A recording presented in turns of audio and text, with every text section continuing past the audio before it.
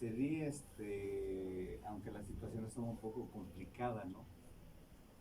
Pertenecer al grupo, reproducir cotidianamente lo que se reproduce y luego intentar cuestionarlo, siempre representaba un problema, ¿no? De ahí la idea de cómo sentirse extraño dentro de tu casa, dentro de tu barrio, dentro de tus costumbres y todo esto, ¿no? Sin embargo, bueno, el trabajo que se había planteado con los antropólogos, pues lo iniciamos, ¿no? En una conversación que tuvimos con un colega,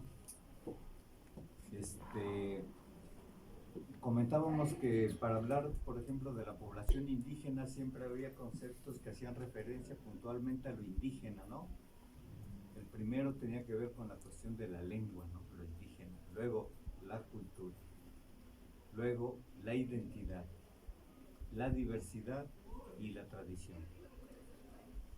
Entonces, una vez dialogando cerca de la fábrica, de momento me interrogó y me dijo, ¿para ti qué sería la diversidad?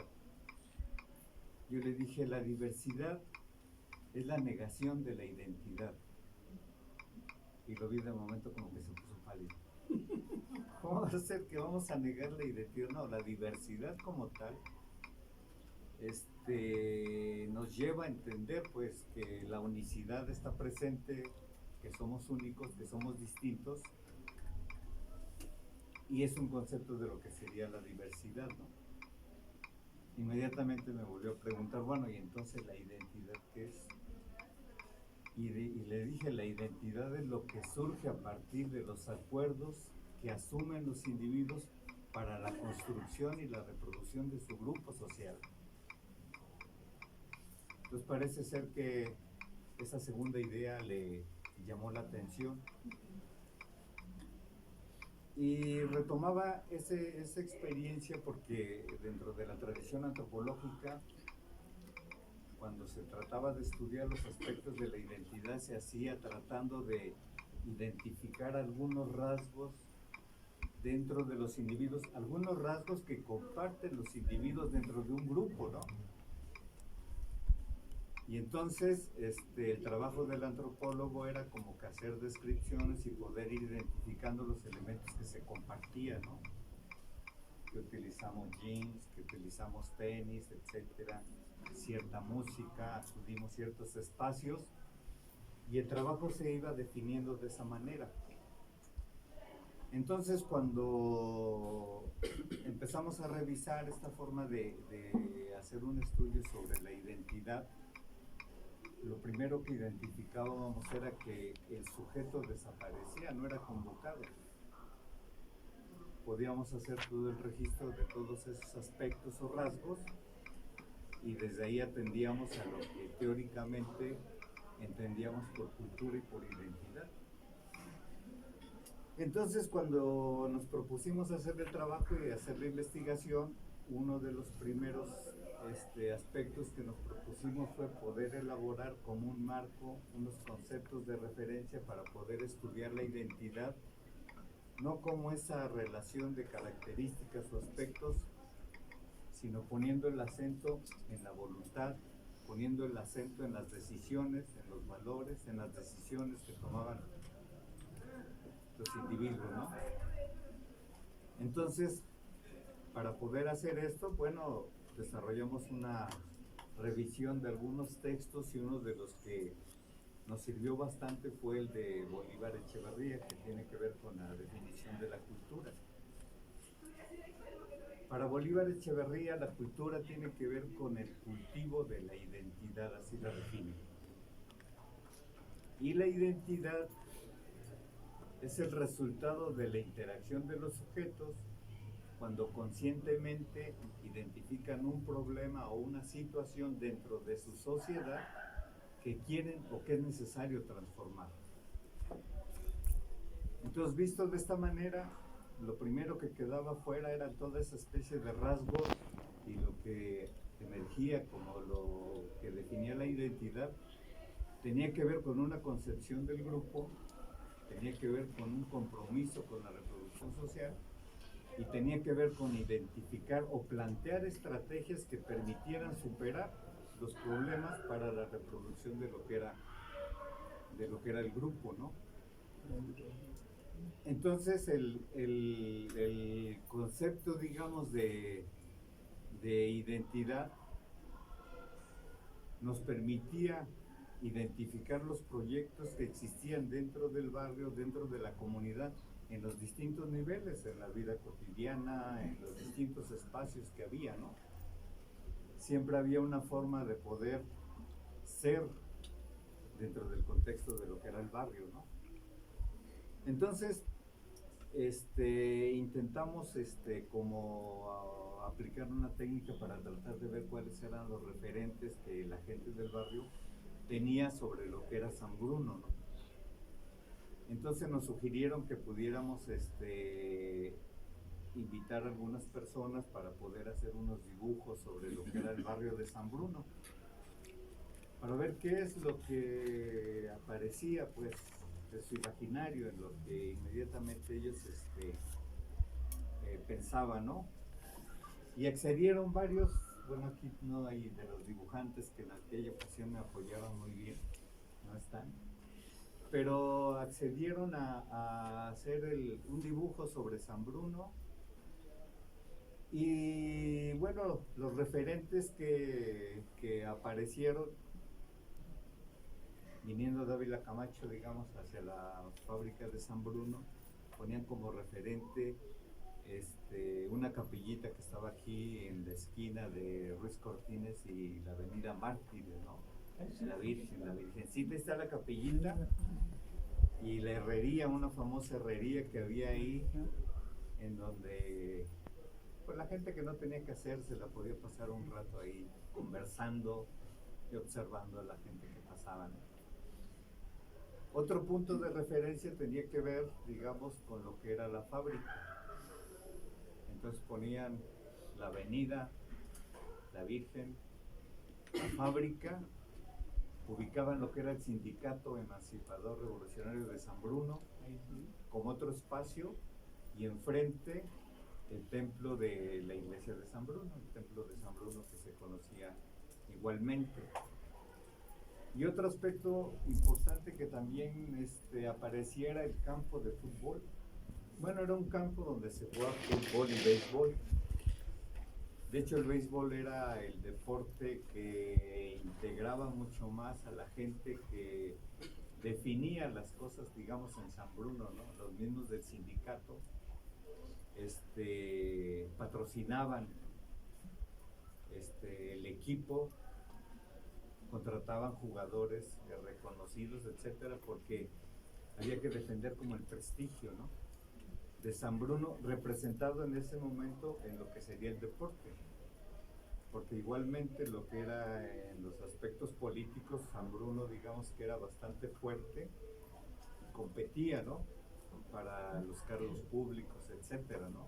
Hay varias fotografías donde el gobernador acudía al barrio de San Bruno y por todos los potreros y todo esto caminaba se le veía como contento en la fotografía, ¿no? Pero era bastante fuerte, ¿no? Bastante poderoso el sindicato y todo lo que organizaban e implementaban ahí. Entonces,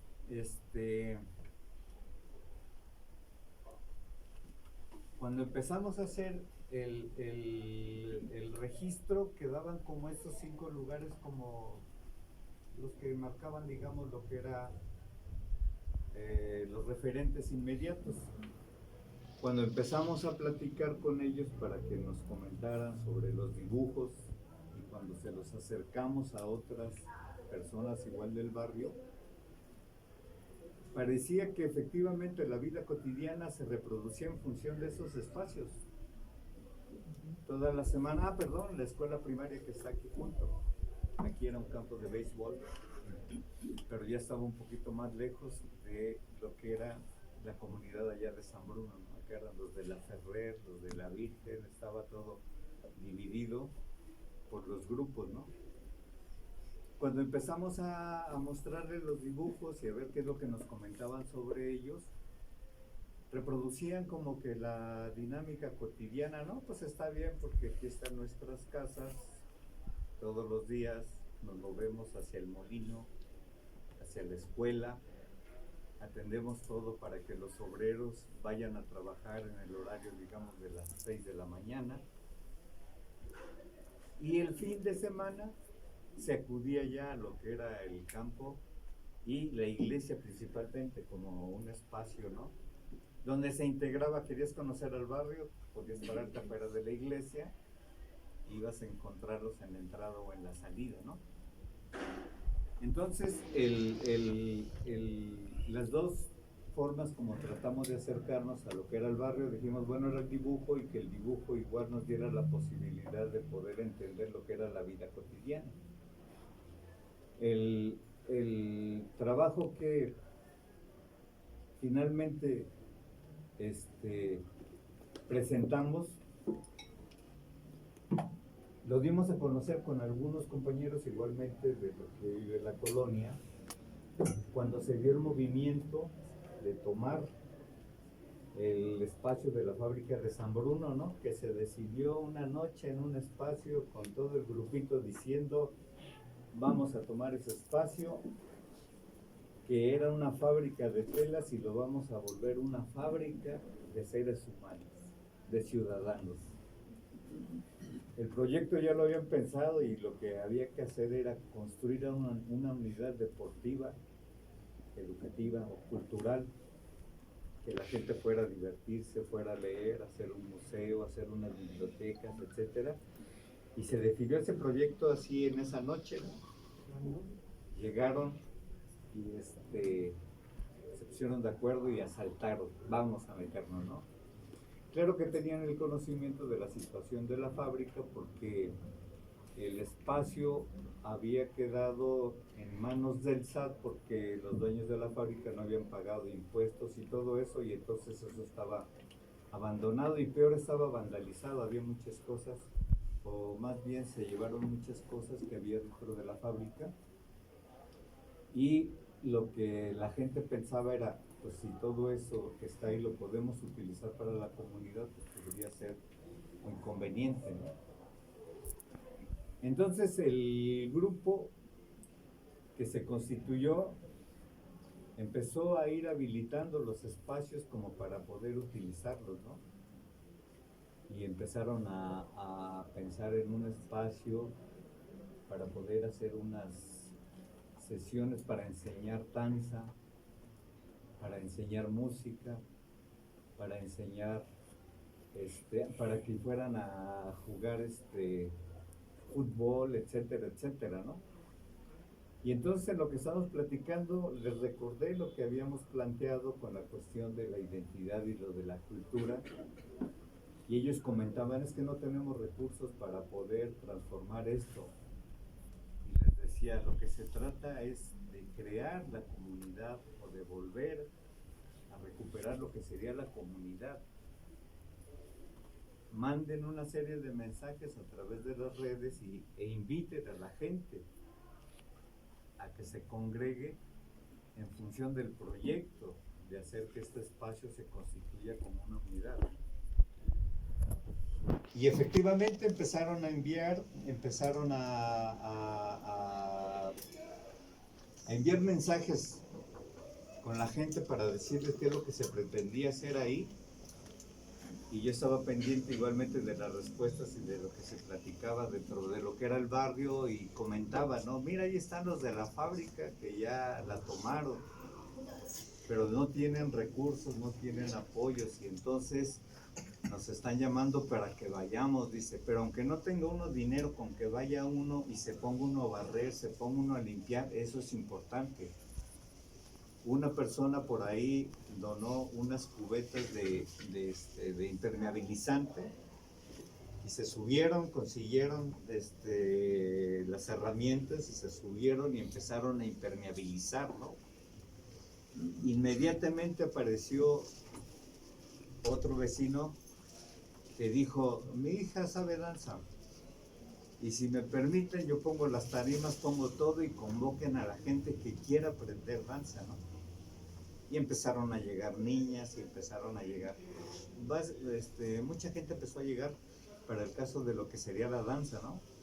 Consiguieron los espejos y toda la gente del barrio que se había separado, que había dejado de tener una relación más estrecha por el hecho de que se había cerrado lo que era la fábrica, nuevamente se integró, ¿no?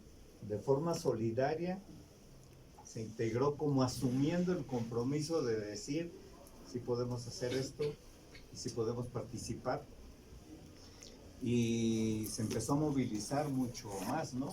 Solamente que como el espacio no era propio, hasta la fecha todavía no, pues la gente que podía aportar apoyos después de lo que se había uno movilizado, decía, no puedo apoyarte formalmente porque este espacio está invadido por ustedes, ¿no? Pero lo están habitando y lo están utilizando, pero no puedo yo decir, voy a enviar material, sillas o objetos a ese espacio y hacer un resguardo, que estamos invadiendo una propiedad privada, ¿no? Sin embargo, el comité y todo se siguió movilizando y lograron ir integrando nuevamente a la comunidad, ¿no? Esto digamos que sucedió en el momento en que estaba yo haciendo la investigación, acudiendo a las casas de los vecinos para platicar sobre lo que era o lo que se entendía o el sentido que tenía ser del barrio de San Bruno. Y creo que el aspecto que se rescató principalmente tenía que ver con la voluntad, con la capacidad que tienen todos los individuos, y en este caso lo que era en el barrio, para poder reconstruir los lazos que se rompieron en el momento en que se cerró la fábrica, creo 1991. Entonces, de tener un espacio que permitía la integración, la interacción, etcétera, ¿no? Todos estábamos involucrados con el silbido de la fábrica, era como a las 5:30, ¿no? Sonaba y decíamos, bueno, todavía me faltan 2 horas para levantarme, ¿no? Pero ya sabías que los obreros, ya sabías que el del molino, que las señoras con el listamal y todo, ya se habían levantado a preparar el lunch. Y en aquellos tiempos nosotros éramos todavía bastante pequeños. Nos quedó muy grabado el hecho de que cada vez que salían los obreros, lo que no se comían lo repartían entre todos los niños. Y entonces siempre implicaba aún estar pendiente, ya va a salir fulano, ya va a salir y ya casi sabíamos cuál era el menú, ¿no? Empanadas, algunos tamales, etcétera, y ellos salían igualmente, nos lo iban repartiendo a todo el grupo. Éramos un grupillo como de 20 niños que andábamos corriendo, que andábamos jugando, ¿no? Ejerciendo la libertad siempre tras la concepción de la desobediencia, ¿no? Éramos libres, excepto cuando llegabas a la casa te volvías desobediente, ¿no? Prácticamente éramos vecinos con la maestra Alicia, y ir a la casa de la maestra Alicia ya implicaba una aventura, ¿no? Eran como unas 4 cuadras para llegar allá, y de ahí empezaban igualmente los potreros, ¿no? Sí. Una actividad que ya era así como muy importante era poder llegar al seminario y poder acceder a la hortaliza, ¿no? Entonces íbamos a comprar zanahorias, rábanos, etcétera. Pero además era interesante porque junto a la hortaliza estaba un arroyo que venía desde la parte alta, y en ese arroyo encontrábamos muchos camaroncitos que le llamaban burritos, ¿no? Burritos, sí. Entonces, entre ese grupito que asaltaba las cocinas, pues alguien se llevaba una olla, otro se llevaba, etcétera. Agarrábamos los burritos, sacábamos las verduras y nos hacíamos un caldo ahí a un costado de lo que era el seminario, ¿no? Todos participando en todo momento, ¿no? Pero llegaba llegaba el momento de la ruptura. Como varios de los que estaban ahí eran hijos de los obreros, había que regresar corriendo todos a la casa para que los papás te vieran nuevamente en la casa, obediente y atendiendo lo que se tenía que realizar ahí, ¿no? Entonces era en todo momento, ¿no? El espacio, las actividades y la disposición de la gente misma del barrio permitía como experimentar, digo yo, esa libertad, porque como que a veces la cuestionamos, ¿no? ¿Es posible ser libre o no es posible? Pero ciertamente no seguíamos ninguna regla cuando nos integrábamos como ese grupo, ¿no? Ya después regresábamos a la moral, a la obediencia, a la norma, etcétera, ¿no? Recuerdo que cuando alguien conseguía una pelota o algo, hacían algunos juegos de fútbol, ¿no? Pero era necesario voltearse, quitarse el pantalón y voltearlo. Y entonces empezaba el juego, ¿no? Y era tirarse por todo lleno de pasto, polvo, de tierra, de todo esto. Y al 15 para las 2 a voltearse el pantalón para que fuera nuevamente limpiecito, etcétera, y llegar a la casa como que nada pasó, ¿no? Entonces eran interesantes porque ciertamente el grupo y la convivencia que se daba como que era un poco traumático tener que volvernos a separar, ¿no? Ya estábamos listos para el siguiente día, esperar a que se fueran los papás, se fueran todos esos y volver a integrar el grupo, ¿no? Y explorar. Alguna vez conquistamos el Cerro del Estropajo, conquistamos el Cerro Colorado, cuando no era Colorado todavía. Todavía no. Y esa fue más o menos, era como lo que era la rutina de lo que hacíamos cotidianamente ahí, en lo que era el barrio, ¿no? Siempre la disposición de cada uno, de todos los que estábamos participando ahí, ¿no? Había como una voluntad. La persona que veías más retraída de todos los que era el grupo, cuando establecimos alguna actividad que íbamos a hacer, actuaba con la misma habilidad, ¿no? Se traía la cazuela de frijoles de su casa, otro se traía las tortillas y todo. Nos hacíamos una comida, ¿no? En una ocasión reinventamos la pólvora. Nos hicimos unas, como un tipo de cabús para cazar las garzas. Lo clavamos en una viga y esperábamos que pasaran las garzas por la casa, todos listos para dispararles, ¿no? A mí se me hace, o yo pienso que un aspecto que era muy importante fue la cuestión de poder optar por esa libertad, ¿no? Porque la actividad tanto de la familia como igual en la fábrica implicaba que no hubiera como una vigilancia muy puntual sobre todos y cada uno de los que estábamos. Entonces, hubo la posibilidad de construir, diría yo en términos de lo que definía como identidad, una serie de vínculos que hasta la fecha, cuando nos encontramos, varios de los que estamos en ese grupo, inmediatamente regresamos como a recordar y a revivir aquellas cosas, ¿no? Y un poquito a caracterizar lo que éramos en aquel tiempo, ¿no? A poder redefinir, pues, lo que en ese momento se pensaba y lo que se hacía, ¿no? La primera ruptura importante ya representó la secundaria. A ella cada uno se fue a donde pudo entrar. Y el grupo, tal y como estaba constituido,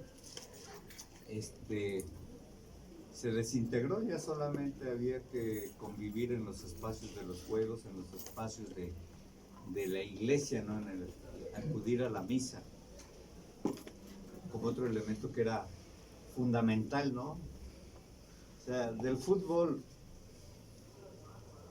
como que las familias se arreglaban como para ir a una fiesta y a las 4 de la tarde ya estaban en el campo de fútbol porque jugaba el equipo de San Bruno. Iban las muchachas que le ponían el ingrediente para que hubiera más entusiasmo en los jugadores, y terminando el juego de fútbol todos caminando derechito al templo. Terminando el templo, localizar algunos espacios donde vendían garnachas, fritangas y todo esto para llegar a cenar, y eso de las 8:30 o 9 ya todos en casa en paz, listos para el siguiente día, ¿no? Uno tenía cuerda, pero los obreros dicen, no, yo me tengo que parar a las 5. Entonces ya es necesario descansar, ¿no? En la ponencia que elaboré para leer y todo esto, en términos de la cuestión académica, había incluido algunos autores como Castoriadis. Me interesaba mucho el que comentara que los sujetos somos en realidad a través del tiempo o a partir del tiempo. Somos entes que no surgimos definidos, por decirlo así en términos culturales, sino que a través del tiempo nos vamos construyendo. Entonces se me hacía muy importante poder, no quise leer porque a lo mejor era más interesante platicar, pero sí es importante considerar que para poder entender lo que sería lo humano, es importante, un elemento importante tiene que ver con lo que sería el tiempo. Otro momento importante para entender lo humano y la vida dentro de un grupo social tiene que ver con la autorreflexión, con la autocrítica que hacen los individuos dentro del grupo. Desde que establecen metas, fines, proyectos, identifican necesidades y dicen vamos a resolverlo, ese elemento de la voluntad es otro que define también el aspecto del humano. Y creo que era una característica de la gente que vivía en el barrio, ¿no?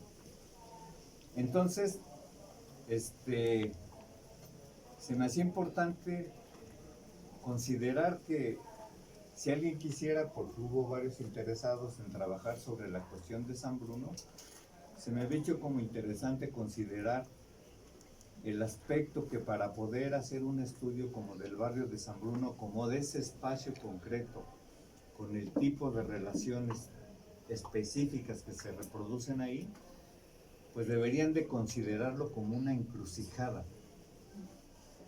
El objeto de estudio, el barrio de San Bruno, utilizando la analogía de la encrucijada.